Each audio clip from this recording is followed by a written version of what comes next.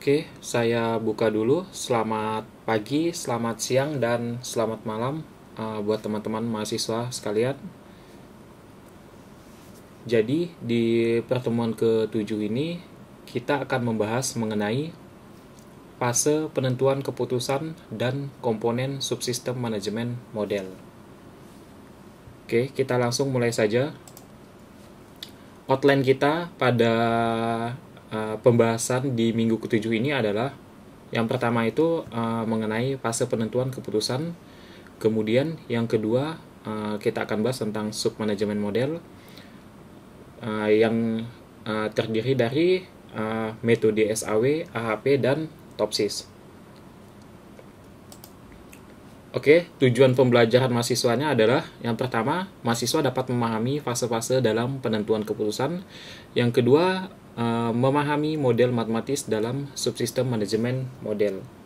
Oke, kita langsung masuk ke pembahasan kita yang pertama, yaitu fase penentuan keputusan.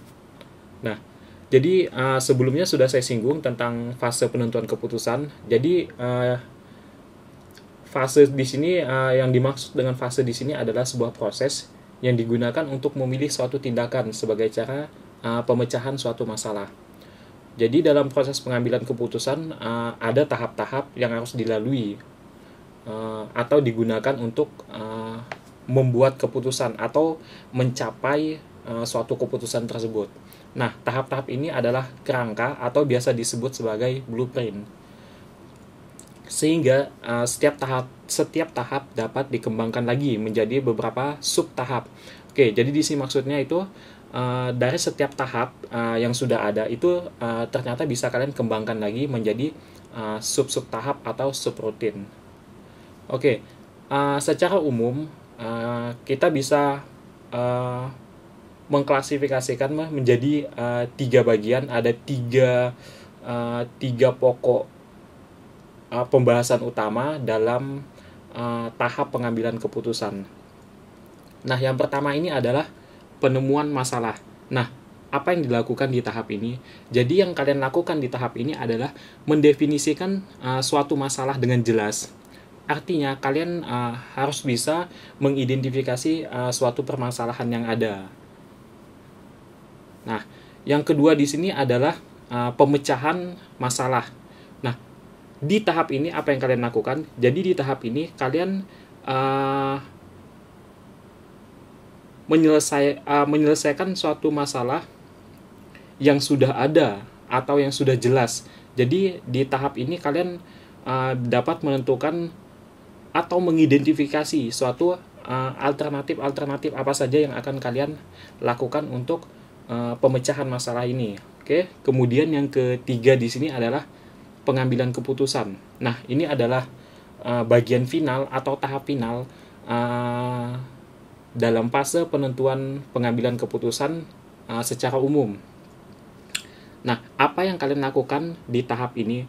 Nah, di tahap ini itu kalian mengambil suatu keputusan final dengan memperhatikan lingkungan sekitar. Jadi, kalian dalam menentukan suatu alternatif tersebut, kalian memperhatikan lingkungan di sekitar kalian itu seperti apa. Misalkan kondisi konflik, apakah di lingkungan tersebut ada konflik atau tidak. Kemudian apakah ada risiko dari suatu alternatif tersebut, apakah ada kepastian atau tidak dari suatu alternatif tersebut. Oke. Yang kedua, nah di sini ada fase penentuan keputusan. Yang tadi itu yang kita bahas yang sebelumnya yang ada 3 itu. Nah, yang ini itu adalah fase penentuan keputusan secara umum. Kemudian yang selanjutnya ini adalah fase penentuan keputusan atau proses pengambilan keputusan menurut ahli, namanya itu adalah Simon. Kalian bisa searching di Google mengenai fase yang ini. Oke, jadi sejarah daripada fase yang ini itu awalnya hanya ada 3 fase, yaitu intelligence, design, dan choice. Kemudian ditambahkan oleh Simon satu fase lagi, yaitu fase implementation. Kemudian di bukunya yang edisi terakhir ditambahkan lagi oleh Simon fase kelima, yaitu fase monitoring. Oke, kita akan bahas satu-satu mengenai fase penentuan keputusan ini. Yang pertama adalah fase intelligence. Nah, apa yang kalian lakukan di fase intelligence ini? Nah, fase intelligence ini adalah penelusuran lingkup masalah, atau yang secara umum tadi ini masuk dalam penemuan masalah. Nah, jadi di sini yang kalian lakukan adalah mengidentifikasi suatu permasalahan, suatu domain permasalahannya itu kalian identifikasi secara jelas permasalahan seperti apa yang kalian hadapi. Nah, apakah permasalahan ini ada termasuk permasalahan tradisional, artinya permasalahan yang tidak perlu dikomputerisasi, atau apakah permasalahan ini termasuk ke dalam domain permasalahan yang perlu dilakukan komputerisasi. Oke, kemudian saya akan membahas yang kedua, yaitu mengenai desain. Jadi di sini dikatakan bahwa desain ini, tahap di desain ini adalah melakukan perancangan penyelesaian masalah. Nah, di sini kalian menyusun suatu desain model seperti apa yang kalian gunakan untuk menyelesaikan permasalahan ini. Misalkan model matematis yang seperti apa, misalkan bisa model statistik atau model-model yang lainnya.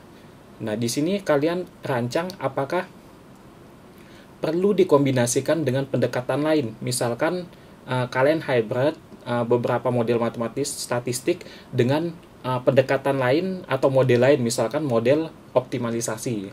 Nah, kemudian dari model tersebut bisa digunakan untuk penyelesaian suatu permasalahan ini. Nah, kemudian choice ini adalah pemilihan tindakan, atau dari beberapa alternatif. Misalkan kita punya 5 alternatif yang sudah kita definisikan sebelumnya, yang sudah kita tentukan sebelumnya. Dari 5 alternatif ini akan kita hitung alternatif mana yang akan kita pilih.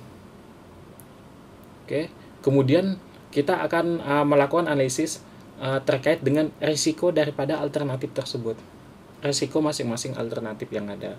Nah, di sini biasanya itu data-data yang sudah ada kalian kombinasikan ke dalam model matematis kalian, sehingga kalian dapat menentukan alternatif apa yang akan kalian pilih. Oke, kemudian yang terakhir itu adalah implementation. Nah, implementation ini sedikit rumit saya jelaskan, karena ini lebih ke tindakan mengimplementasikan hasil choice tadi. Jadi di choice itu ada satu alternatif yang sudah kalian pilih. Nah, alternatif yang ini akan diimplementasikan. Nah, ini akan memerlukan waktu karena sifatnya adalah jangka panjang. Nah, jadi diimplementasi ini lebih ke pelaksanaan suatu tindakan dari alternatif tadi. Misalkan kita beberapa minggu yang lalu di pertemuan sebelumnya kita sempat membahas mengenai penentuan pembangunan hotel misalkan. Nah, kita punya beberapa kriteria, kita punya beberapa alternatif misalkan. Nah, kemarin itu kita dapatkan alternatifnya adalah, kalau tidak salah saya, di Jalan Mataram. Nah, artinya di implementasi ini kita melaksanakan tindakan untuk membangun hotel tersebut di Jalan Mataram. Nah, seperti itu. Sehingga dalam fase implementation ini sifatnya itu jangka panjang.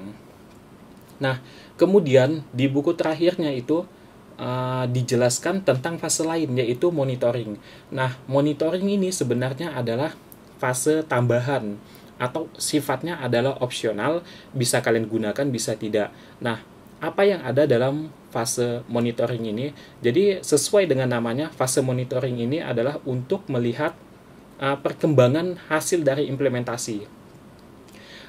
Progresnya seperti apa, apakah ada perkembangan atau tidak ada misalkan. Nah, ini yang disebut dengan monitoring.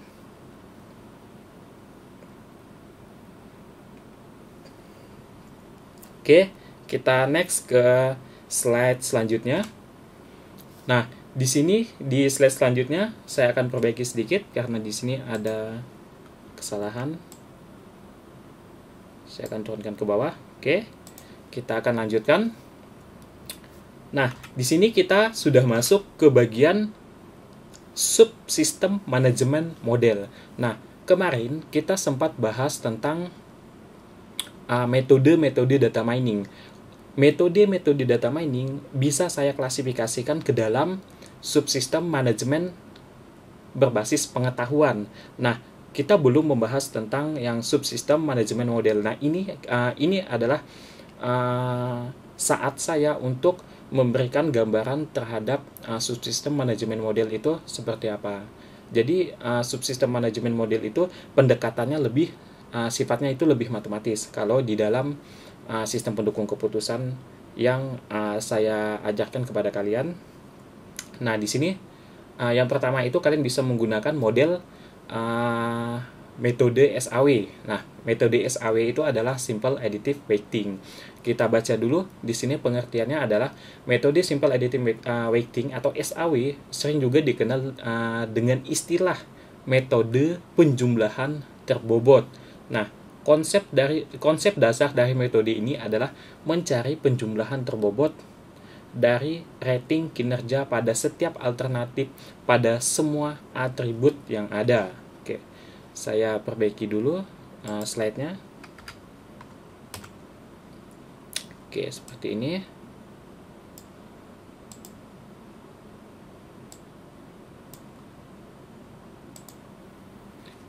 Oke, kita lanjutkan.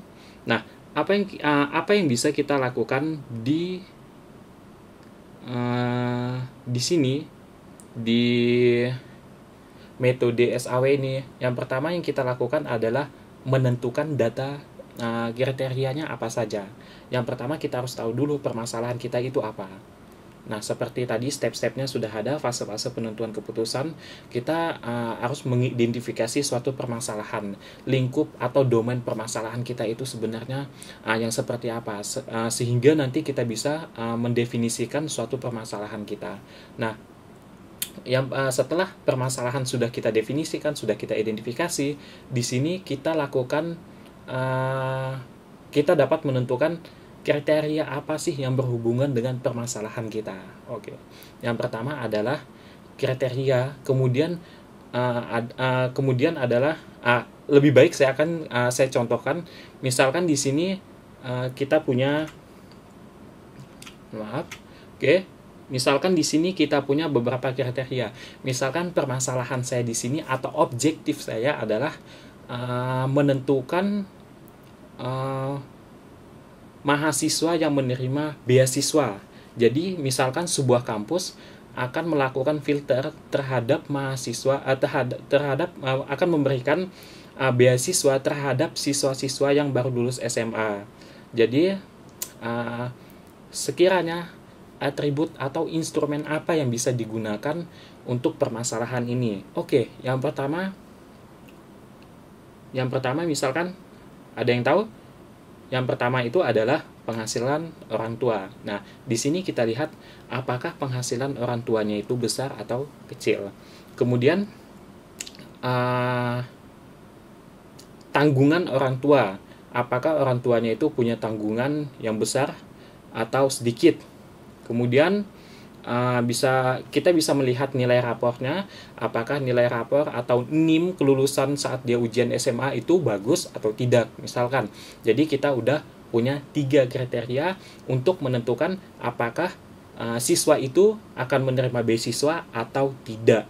Oke, kita lanjutkan. Nah, di sini ada data CRIPS. Yang kedua, kalian perhatikan di slide, ada data CRIPS.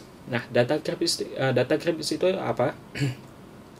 Jadi data CRIPS di sini itu misalkan bisa saya sebut sebagai kalau dalam Fuzzy itu namanya saya sebut sebagai sebentar. Dalam Fuzzy juga kita bisa sebut sebagai CRIPS. Jadi itu sub bagian-bagian gitu. Jadi membaginya menjadi beberapa bagian berdasarkan suatu kondisi tertentu. Misalkan nah, dalam manajemen ini biasa disebut skala Likert ya, skala Likert. Kalau di Fuzzy itu term, di Fuzzy itu namanya term, tapi ada juga istilah lain di Fuzzy itu menggunakan Kripps. Nah, misalkan tadi kita punya kriteria pendapatan orang tua. Nah, pendapatan orang tua di sini akan kita klasifikasikan lagi. Apakah orang tuanya punya pendapatan di atas 1 juta, kemudian pendapatan orang tua 500 sampai 1 juta, dan pendapatan orang tua di bawah 500.000. Nah, itu kita sebut sebagai Kripps. Nah, kenapa perlu dilakukan Kripps? Karena nanti akan ada pemberian nilai terhadap Kripps yang kita bagi ini. Oke. Selanjutnya yaitu mengenai alternatif ya. Oke. Misalkan, atau saya kasih contoh dulu aja yang data Kripps ini. Misalkan seperti ini.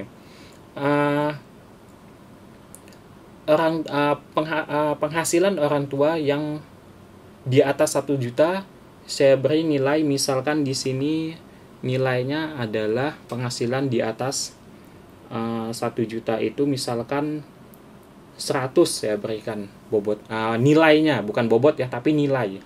Kemudian yang penghasilan 500 sampai 1 juta, saya beri nilai misalkan di sini 60, misalkan saya beri nilai 60.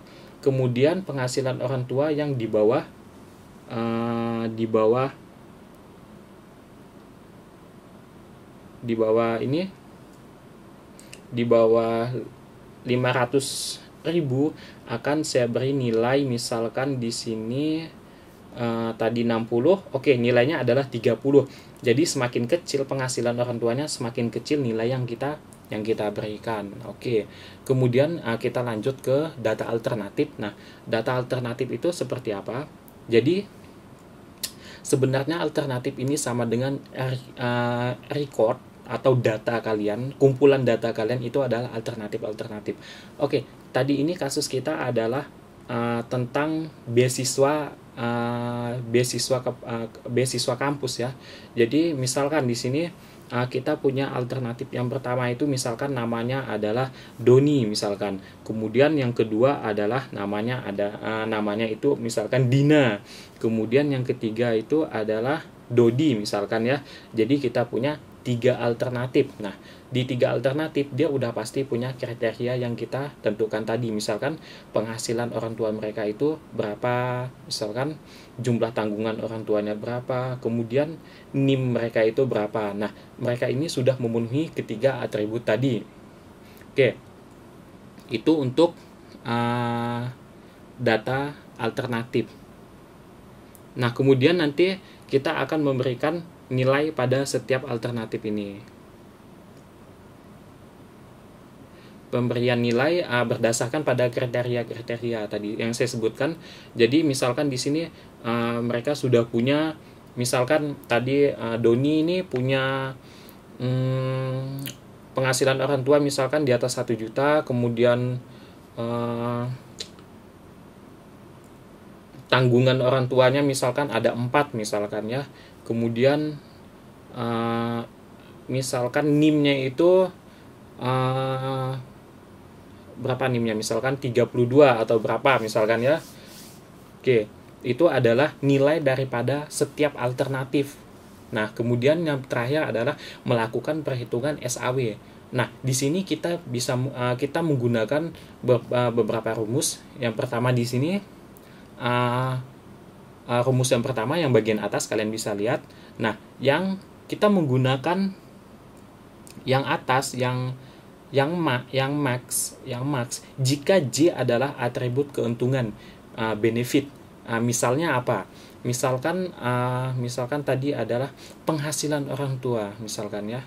Nah, penghasilan orang tua itu termasuk benefit atau termasuk cost. Oke, jadi penghasilan orang tua itu adalah termasuk cost untuk kasus ini. Kenapa saya sebutkan termasuk cost? Semakin tinggi penghasilan orang tuanya, semakin kecil kesempatan dia untuk menerima beasiswa karena dia tergolong orang yang mampu. Oke. Jadi yang benefitnya adalah misalkan di sini yang menjadi benefit adalah misalkan tanggungan orang tua. Jadi tanggungan orang tua ini semakin banyak tanggungan dia, semakin misalkan tanggungannya ini semakin banyak, semakin kesulitan orang tua ini untuk memberikan pendidikan kepada anaknya. Nah, makanya jadi tanggungan orang tua ini masuknya ke dalam benefit, dan pendapatan orang tua ini masuknya adalah cost. Nah, bagaimana dengan nilai siswa itu sendiri? Apakah benefit atau cost?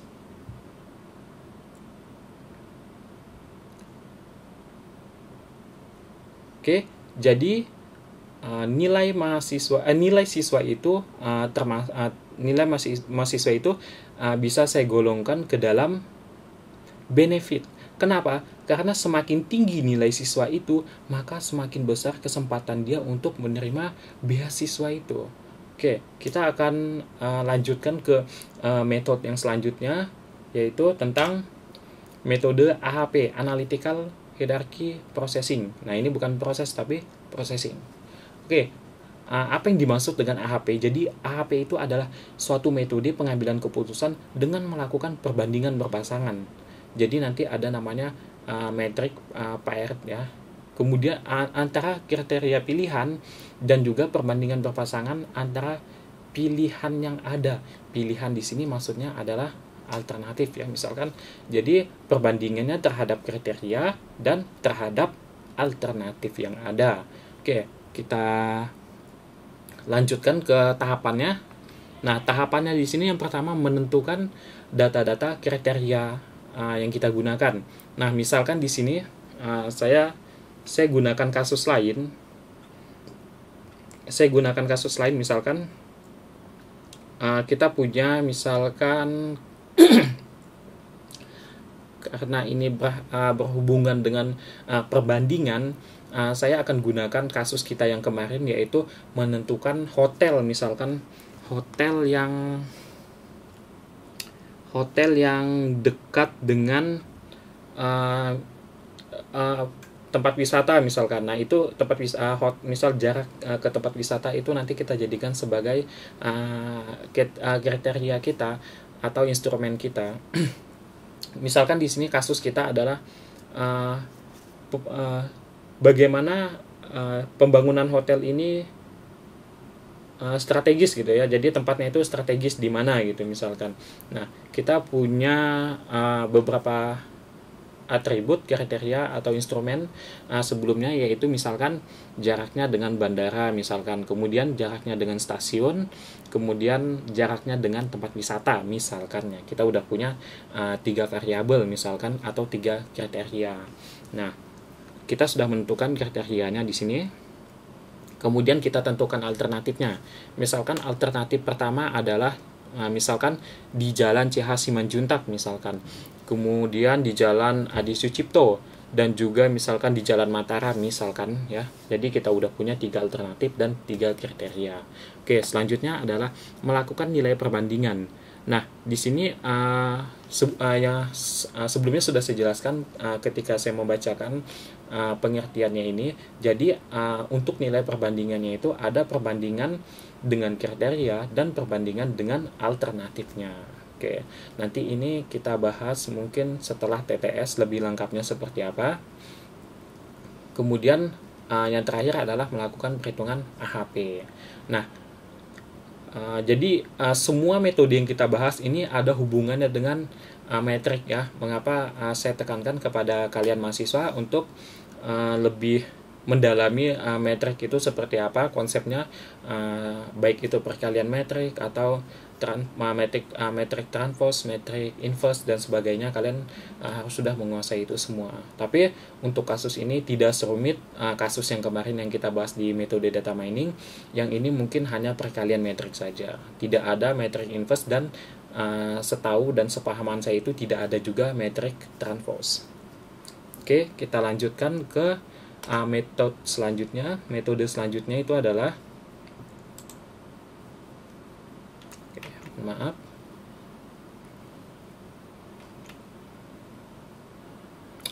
metode selanjutnya saya belum bahas tentang rumusnya. Nah, di sini kita menggunakan ada dua rumus yang saya tuliskan di sini. Yang pertama itu adalah CI dan CR. Kalau tidak salah saya, CI itu adalah konsistensi indeks, dan yang CR itu adalah konsistensi rasio kalau tidak salah. Mungkin kalau teman-teman mau searching, bisa searching di Google untuk persamaannya ini. Nanti saya akan bahas lebih dalam di pertemuan setelah TTS. Kemudian adalah metode TOPSIS. Nah, jadi TOPSIS ini punya kepanjangan juga, jadi kepanjangannya kalian bisa baca di slide-nya.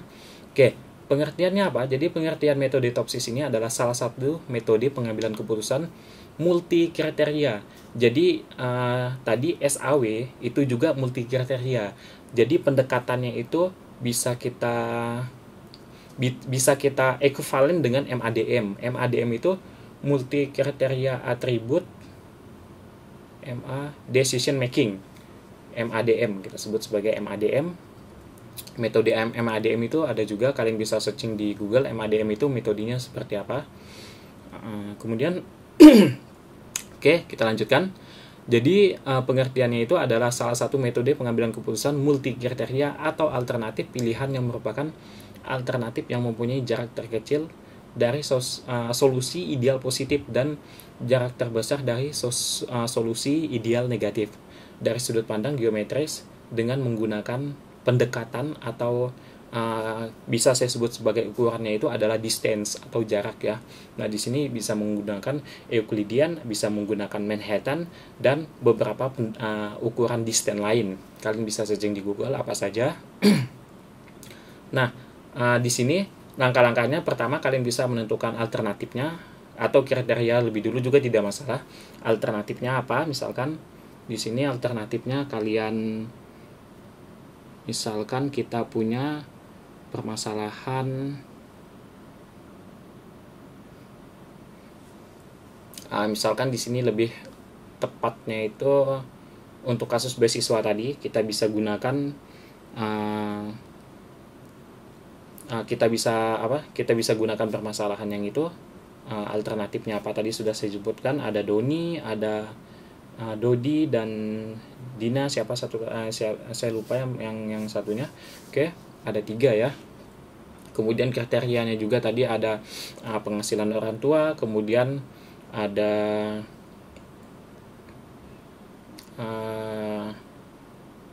penghasilan orang tua, ada kemudian saya lupa ya, kemudian ada ini ya, jumlah tanggungan dan nilai, misalkan nilai rapor misalkan.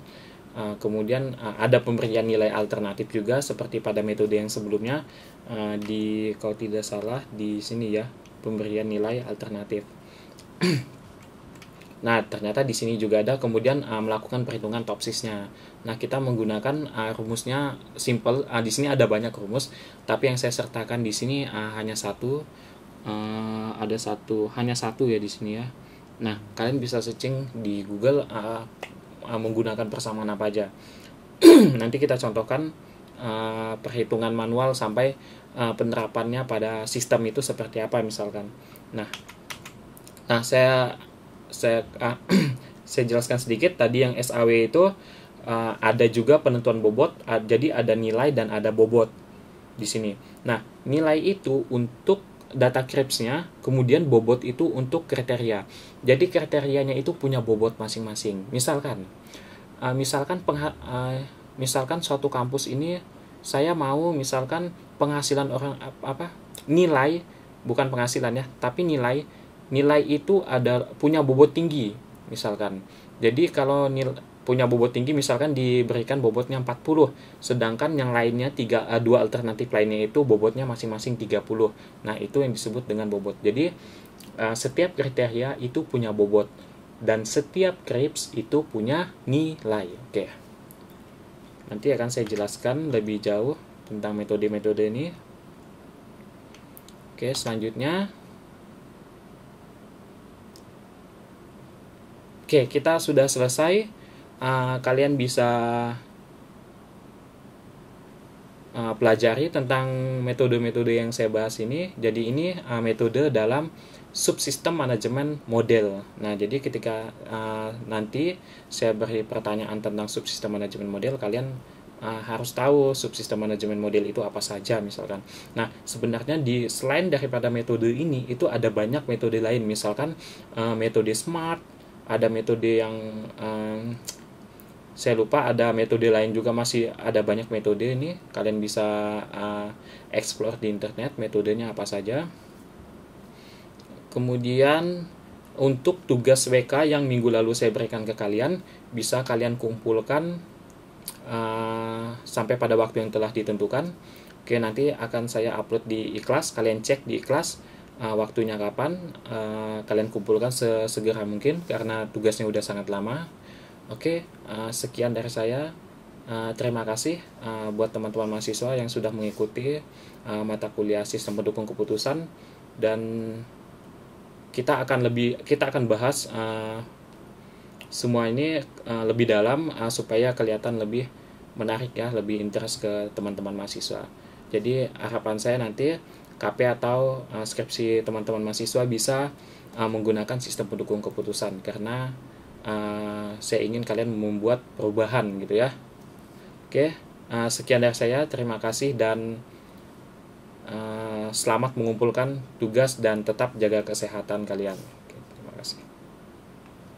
Oke, di video kedua ini akan saya sedikit bahas ke teman-teman mahasiswa tentang metode SAW. Jadi cukup SAW saja, saya bahas sedikit, tidak sampai perhitungan SAW-nya seperti apa.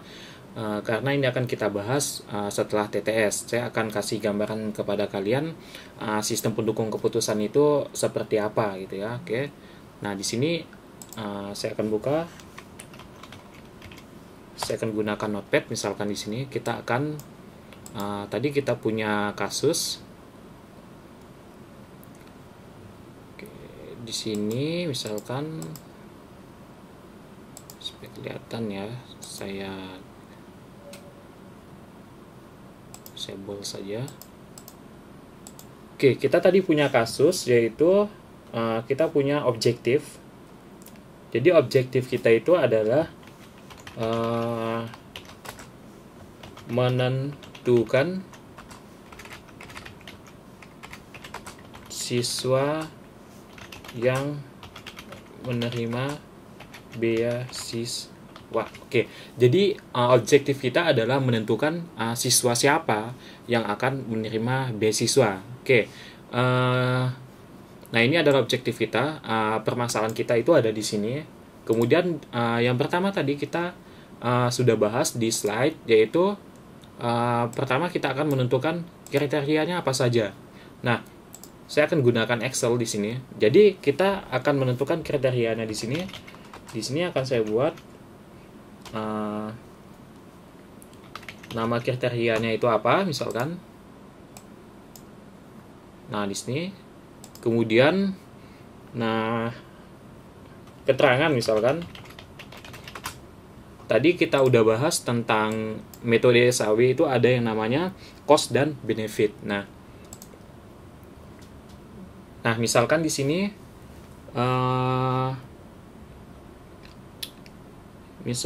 sini, tadi kita contohkan itu adalah penghasilan orang tua misalkan ya. Penghasilan orang tua. Kemudian yang kedua adalah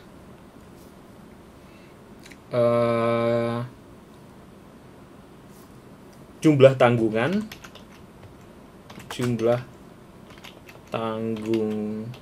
Misalkan. Kemudian yang tiga adalah nilai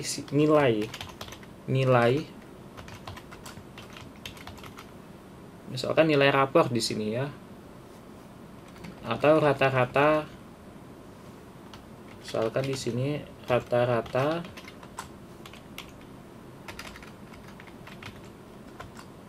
nilai ujian akhir. Nah, jadi di sini adalah maksudnya nilai rata-rata nilai ujian akhir itu sudah dikombinasikan antara nilai ini ya, ujian sekolah dan ujian nasional. Nah, misalkan di sini penghasilan orang tua ini kita sebut sebagai, kemarin tadi di video sebelumnya saya sebut sebagai cost ya. Kenapa cost? Jadi untuk menentukan apakah dia itu cost ataukah dia itu benefit. Jadi seperti ini misalkan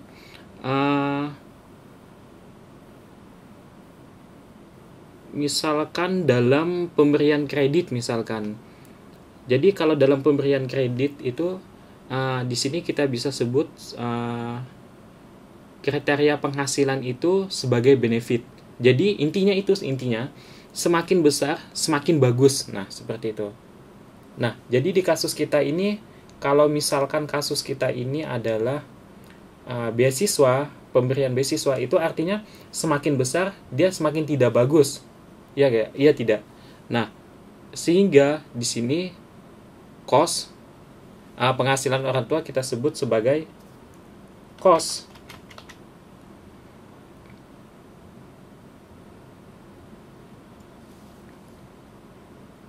Kemudian yang kedua jumlah tanggungan. Misalkan jumlah tanggungannya ini semakin banyak, dia semakin besar kesempatan untuk mendapatkan beasiswa. Artinya adalah benefit.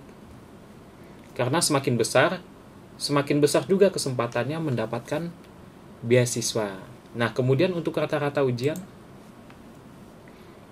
nilai rata-rata ujian ini adalah benefit. Semakin tinggi nilai rata-rata ujiannya, semakin besar kesempatan dia untuk mendapatkan beasiswa. Artinya kemarin kita udah bahas tentang korelasi positif dan korelasi negatif. Mungkin ini bisa kita katakan sebagai korelasi yang positif, sedangkan yang cost adalah korelasi negatif. Jadi semakin besar, semakin kecil penghasilan orang tuanya, nah itu semakin besar kesempatan dia untuk mendapatkan beasiswa. Sedangkan yang dua ini semakin besar jumlah tanggungannya, semakin besar juga kesempatan dia menerima beasiswa. Kemudian yang ini adalah semakin besar dia semakin tinggi nilainya, jadi semakin besar peluang dia mendapatkan beasiswa. Oke. Nah, misalkan seperti ini. Nah, jadi saya sudah sebutkan sebelumnya bahwa ada pembobotan di kriteria. Nah, di kriteria itu ada pembobotan. Oke, kita akan berikan bobotnya. Misalkan di sini penghasilan orang tua saya beri bobot 30.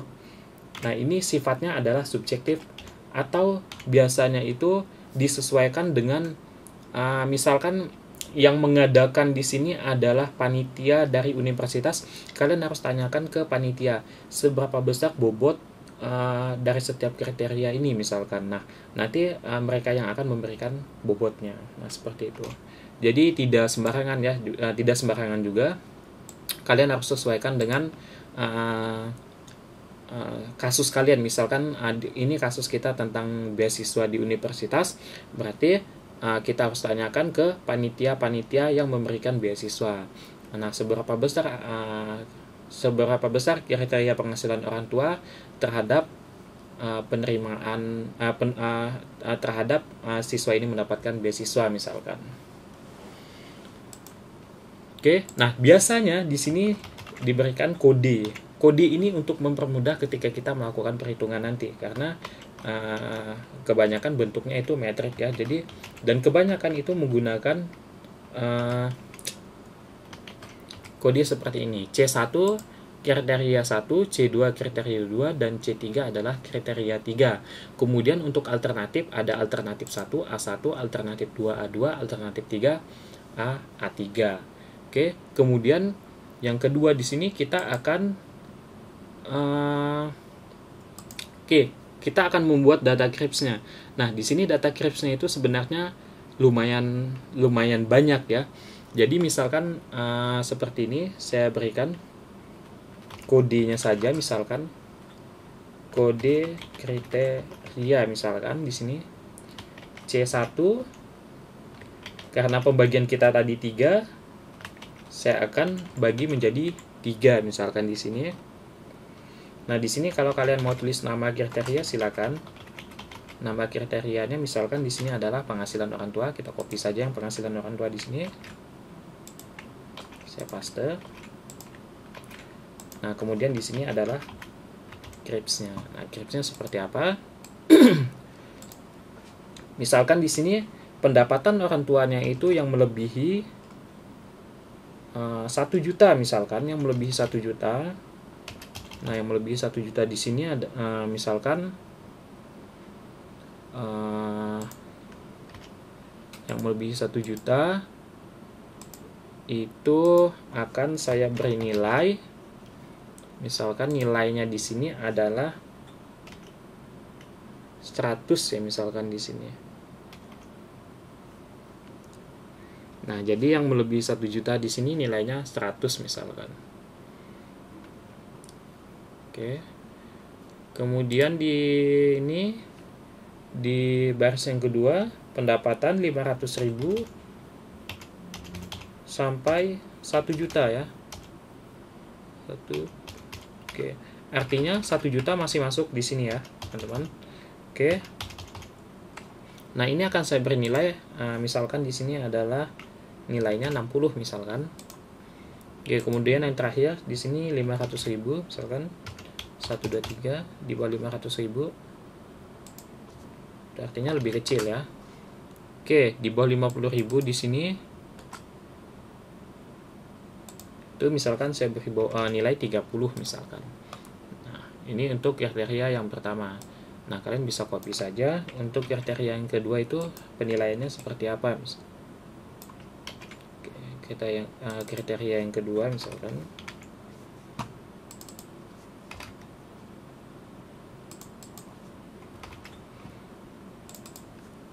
untuk 1 yaitu jumlah tanggungan misalkan di sini. Oke, kita sudah ganti di sini jumlah tanggungan misalkan yang ini jumlah tanggungannya cuma 1 orang misalkan, kemudian yang ini dua orang misalkan jumlah tanggungan, kemudian yang ini lebih dari 3 orang misalkan. Oke, di sini saya kasih nilai misalkan karena ini yang terbesar di atas, saya ubah aja. Saya ubah lebih dari 3 orang di sini.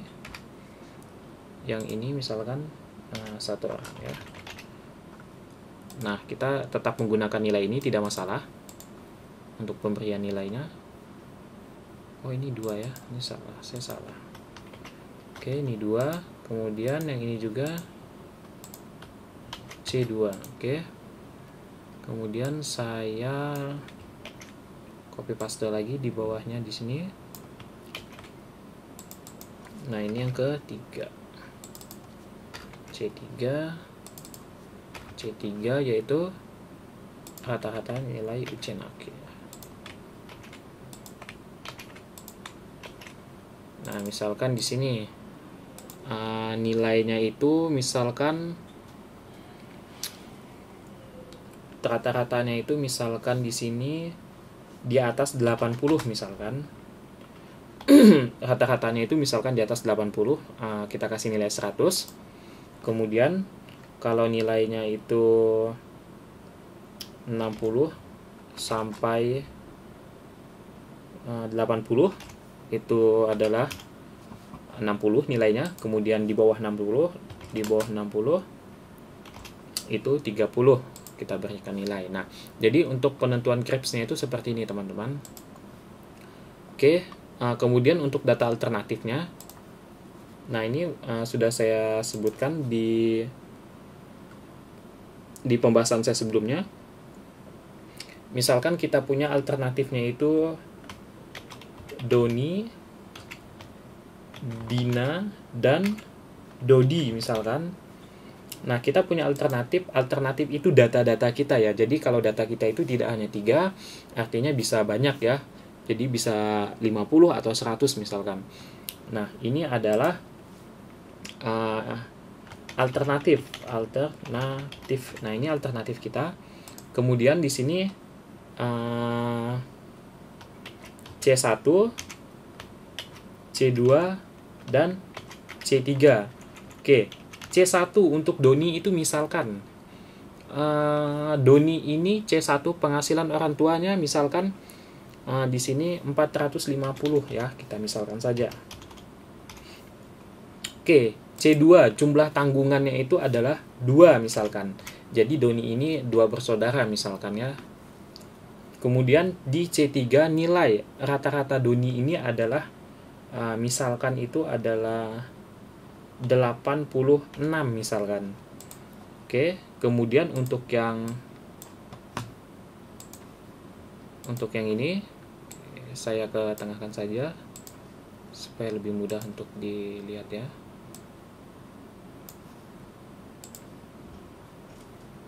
Oke, ini juga. Oke. Nah, di sini misalkan untuk Dina itu pendapatan orang tuanya adalah misalkan di sini 2.500.000 misalkan.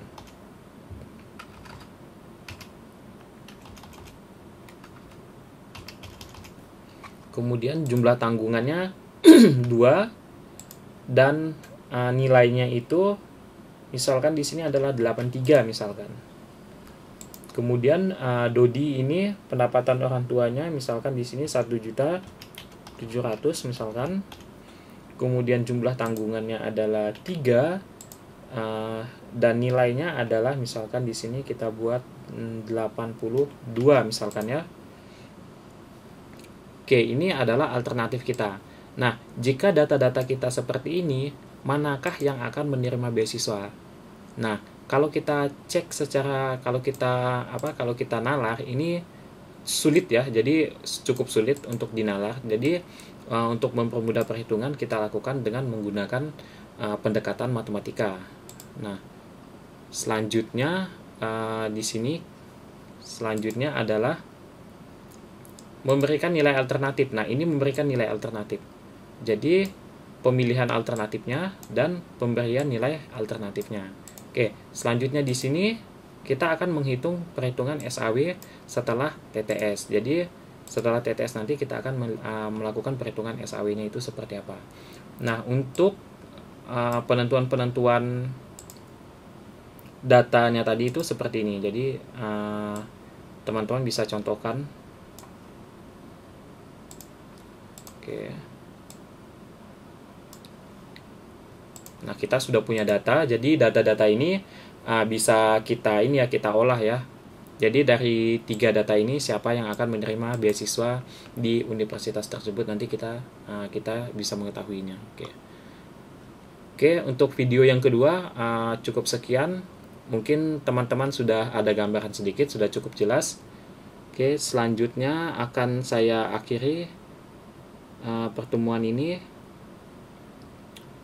Oke, terima kasih buat teman-teman yang sudah menyaksikan video saya, dan mohon maaf videonya agak sedikit berantakan atau mungkin ada noise atau cara bicara saya yang bermasalah, mungkin kurang jelas atau teman-teman kesulitan mencernanya, saya mohon maaf. Teman-teman bisa langsung tanyakan ke saya kalau misalkan ada yang bingung. Kemudian untuk kisi-kisi TTS-nya, materi yang sudah kita pelajari mulai dari grup support system mungkin, kemudian tentang fase penentuan keputusan, kemudian yang komponen sistem pendukung keputusan, sampai pada materi yang kalian presentasikan kemarin. Oke, sampai pada materi yang ini ya. Jadi untuk subsistem manajemen model juga akan saya keluarkan. Jadi kalian pelajari lagi yang subsistem manajemen model ini seperti apa selain daripada yang saya jelaskan ini. Oke, terima kasih teman-teman, dan selamat belajar dan selamat menghadapi TTS. Terima kasih.